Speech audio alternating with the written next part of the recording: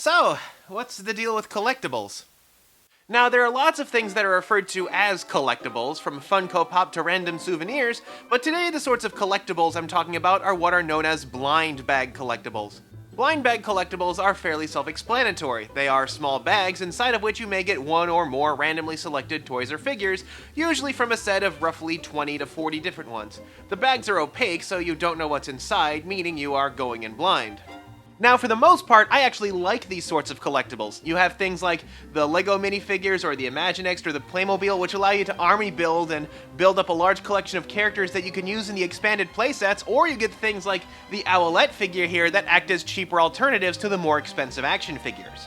There can be a game to it by feeling out parts to figure out what's inside through an educated guess, or even systems that the companies who release these toys put in place that those in the know can take advantage of. Collectibles are a huge market and have gotten a tremendous push in 2017 as seen all over Toy Fair. They also kind of follow one of my major toy idioms in that they cost your allowance and fit in your pocket, but there are some concerning trends I'm starting to see with them that I wanted to talk about. You see, there's a certain subset of these kind of collectibles that have been developing some unique problems that I can only assume came about as a result of bad interpretation of market data, and it starts with Shopkins.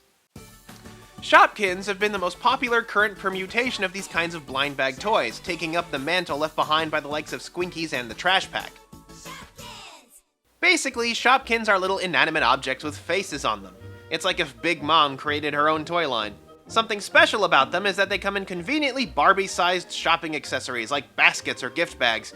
Not only do these accessories act as containers for them, but it also makes it impossible to tell what is inside each one through the feel method. And they've been pretty popular, enough to expand their market share and spawn a host of imitators, a lot of whom seem to have missed the message on their success. We have brands like Animal Jam, Teeny Genies, the return of Squinkies with Squinky Drops, Giftums, Lil Woodsies, Num Noms, and more. What all of these have in common is that they have very complicated, hard packaging, whether it be a little house or a gift box or something, containing just one collectible and costing $4 to $5. It's almost as if the container the toy comes in is more important than the toy itself, something that has reached its nadir with Little Outrageous Littles, a $10 blind box whose gimmick is literally that it takes longer to open, as seen in my long and boring unboxing video. Unbox me, I should have gotten a Hatchimal. Those things unbox themselves. But the worst are probably the Hatchimals Collectibles, which for $3, you get one little egg that contains one little figure. Now, the egg capsule is actually made of a material that you're supposed to break and throw away. Apparently it was some sort of miracle that allowed me to reassemble it and make it presentable, but the fact that you are supposed to throw away the container means that you just spent $3 on a figure whose quality control doesn't even measure up to those you get in quarter machines. But the fact that you get barely anything for the amount of money you pay isn't the only problem, there's more. If you have ever seen CR's video about Gormeaty, you probably know his reaction to the number of battle beasts that were made available. Collect Gorm 84. 84? Oh, CR, that's a modest number these days. Now, while there are more expensive blind box toys out there, most of them have the common sense to rarely stray beyond 16 different kinds, and even LOL Surprise had the common sense to barely squeak past 20. The Collectibles, which by the way charge $3 a piece, have a whopping 72, and Giftums, which cost $4 for one figure in a fancy unfolding box, have 84. 84? But a lot of these imitators have more than that. Animal Jam, which is $4 for one character in a little house, has 108. Teeny Genies, which are $3 for one character in a magic lamp, have 130, and Squinky Drops breaks 160.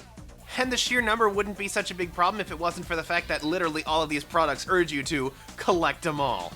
This is, again, an attempt to chase after Shopkins, which sometimes have very large sets, but other times rarely even break 100. But this isn't like a booster pack of cards where you get like 10 things, or even Shopkins, which give you 2 or 3. Most of these give you just 1! So unlike franchises that keep their sets down to manageable numbers that you can maybe assemble for $100 or so over the course of a few weeks, you would be dropping over $400 to complete some of these sets, and that's assuming you get no duplicates.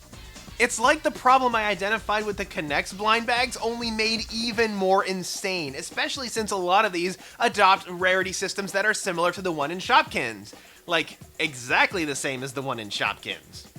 Now, while some of these do give you the chance to buy them in bulk at a discount by ditching the packaging, a lot of them don't, since their gimmick is in the packaging and rely on the collectibles to be their core product rather than an accessory for another toy line. Now, like I said before, I don't think too badly of blind bag collectibles as long as there's something like Lego minifigures where you can do more with them and the size sets are kept fairly small and manageable and there's a fun game to finding out what there is. But despite the obvious problems, these sorts of collectibles seem to be getting bigger and bigger, and we'll just have to see where the breaking point is, and I wait with dread to see what kind of company is going to try to top LOL Surprise. But until that happens, that's the deal with collectibles, and this is Kodak signing off.